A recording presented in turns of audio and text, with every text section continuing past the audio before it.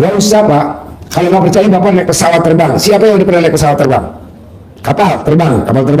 Banyak ya. Apa Bapak dan Ibu pada saat naik kapal, Bapak dan Ibu bilang sama pilotnya, pilot, bisa gak nih? Enggak lah, Bapak dan Ibu langsung duduk tuh. Ya kan? Mau gimana urusannya? Iya pilot, nah ini mau saya, biar gimana pun, itu udah urusannya Allah. Jadi lo pede, kasih kepercayaan ke Allah itu tingkat tinggi. Ini enggak. Bapak pernah naik taksi, atau naik angkot, atau naik bus, akap, antar kota, antar provinsi, Bapak dan Ibu khawatir? Jangan-jangan supirnya ada SIM-nya kayaknya. Enggak.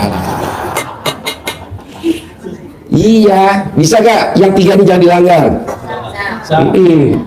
Maksud saya, kalau tamu saya yang tadi privat di Pondok Indah Mall di Cafe Victoria, besok juga kita ada lagi di Pondok Indah Mall. Nah, mau saya, bisa gak Bapak dan Ibu hindari yang 3 lagi itu tadi yang saya bilang? Assalamualaikum warahmatullahi wabarakatuh. Selamat datang di Ruang Testimoni, tempatnya testimoni orang-orang sukses pastinya. Dan tidak banyak basa-basi lagi, mari kita simak video berikut ini.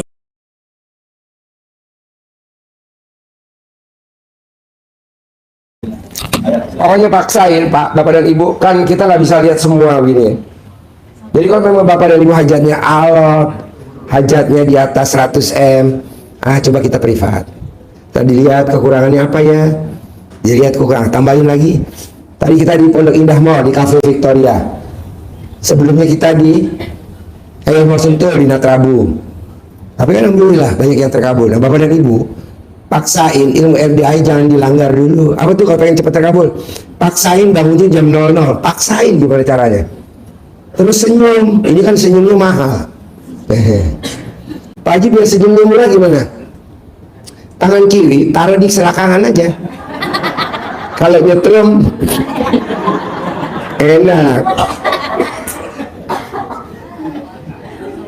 Gak apa-apa ya, dia serius ya. Terus rata-rata pas kita privat itu satu-satu, kelemahannya cuma 3 Pak Bu.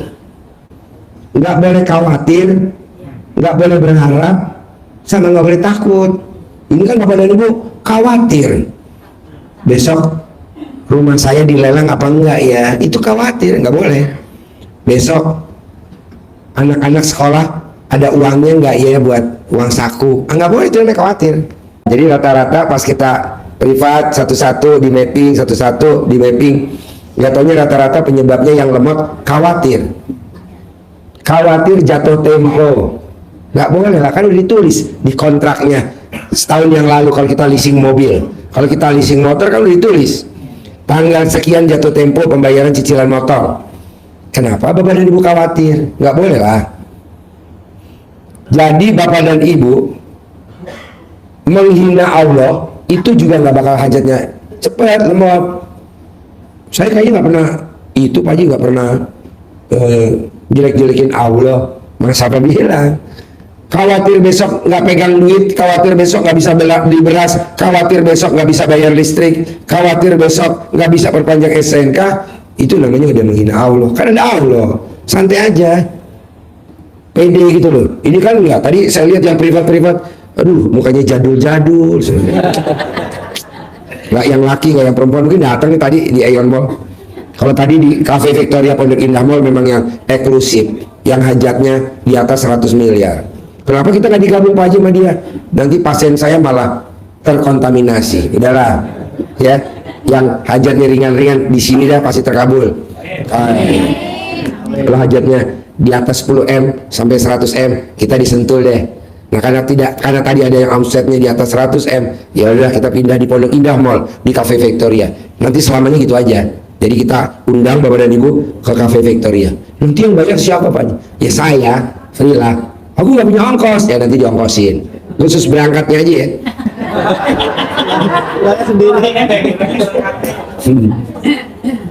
Aduh. Nah jadi nggak boleh khawatir. Terus nggak boleh berharap nanti kalau tandanya laku saya mau bikin kontrakan. Kan duitnya belum dipegang. Ini udah berandai-andai. Kata motivator kita mesti begitu Pak Haji. Lah, lu kan berobatnya bukan sama motivator, lu berobatnya sama SD Impres. Jadi nggak boleh berharap, kita kan berharap. Nggak usah Pak. Kalau nggak percaya Bapak naik pesawat terbang. Siapa yang udah pernah naik pesawat terbang? Kapal terbang. Banyak ya. Apa Bapak dan Ibu pada saat naik kapal, Bapak dan Ibu bilang sama pilotnya, pilot, bisa gak nih? Enggak lah, Bapak dan Ibu langsung duduk tuh. Ya kan? Mau gimana urusannya? Iya pilot, nah ini mau saya, biar gimana pun, itu udah urusannya Allah. Jadi lo pede, kasih kepercayaan ke Allah itu tingkat tinggi. Ini enggak, berharap.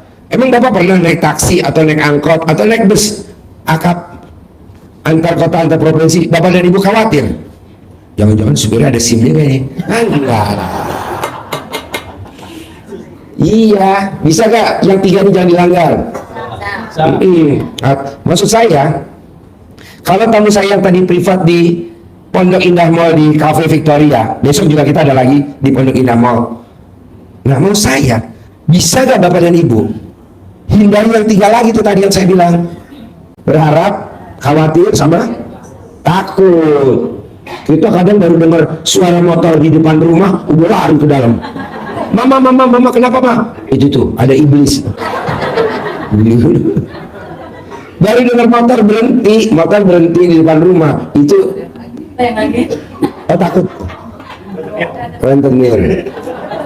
Takut di kolektor. Maksud saya mau Bapak dan Ibu besok pagi harus hajatnya 100% terkabul. Bisa nggak nanti keluar dari sini, udah keluar pintu, yang 3 jangan dilanggar. Berharap nggak boleh, khawatir nggak boleh, takut nggak boleh. Berarti kayaknya simpel bener. Iya, simpel banget. Karena kalau Bapak yang 3 dilanggar, berarti Bapak udah menghina Allah secara tidak langsung. Kok gitu Ji? Ya, berharap.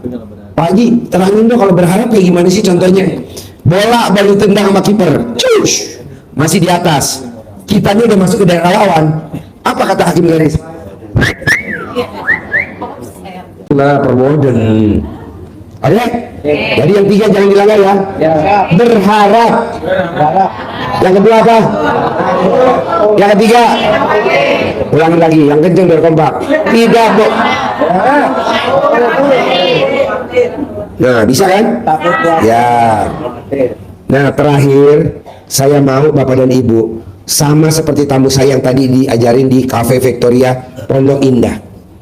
Apa tuh?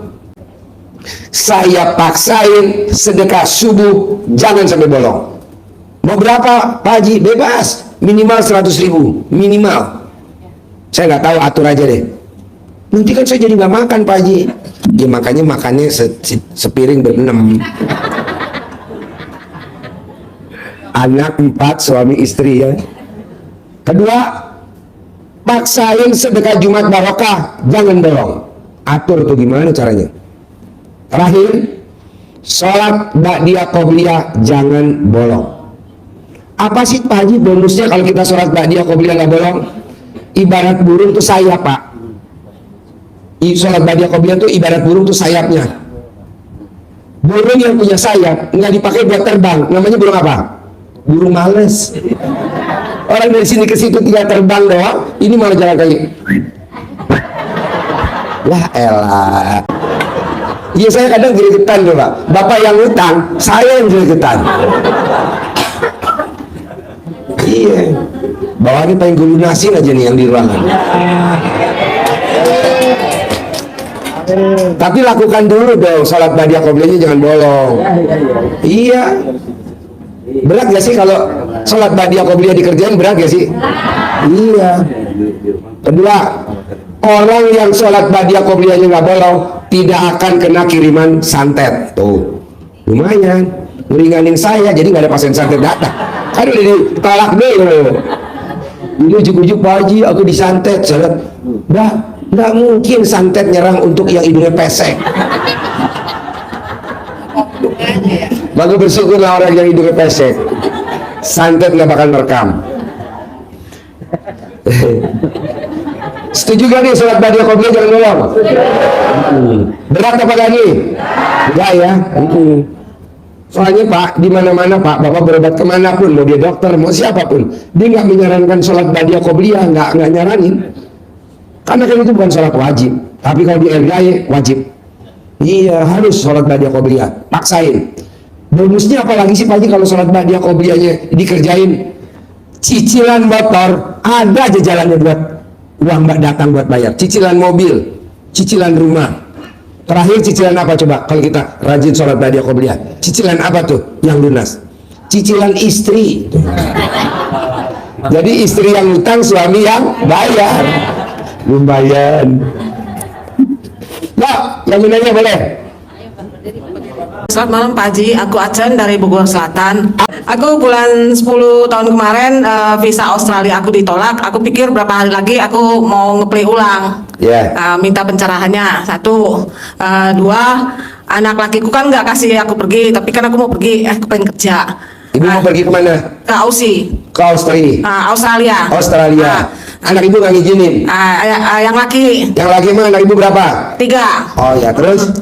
Terus berapa hari ini aku praktekin ilmunya Bapak. Ilmu yang mana? Ilmu yang celana dalam yang osok-osok. Gimana? Coba praktekin gimana? Coba praktek. Terus ini satu lagi, biasa kan Pak Haji suruh mandi, bangun jam 00 mandi ya. Ya. Aku justru mandiin jam 00 tapi aku belum tidur. Bagaimana itu? Nggak apa-apa, nggak Apa? usah tidur. Takutnya kalau tidur nanti kebablasan. Aku memang tidurnya malam. Kalau ibu mau tidur, khususnya ibu-ibu ya kalau pengen tidur, dan jam 12 atau jam 00 terbangun nggak kelewat, ibu kalau tidur alat kelaminnya dikasih bendera.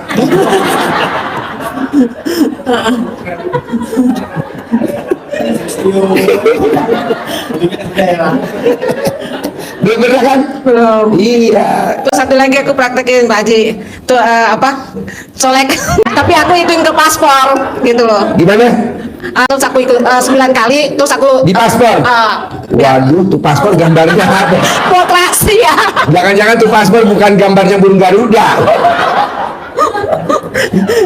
Yang ngikutin caranya Pak Haji gitu.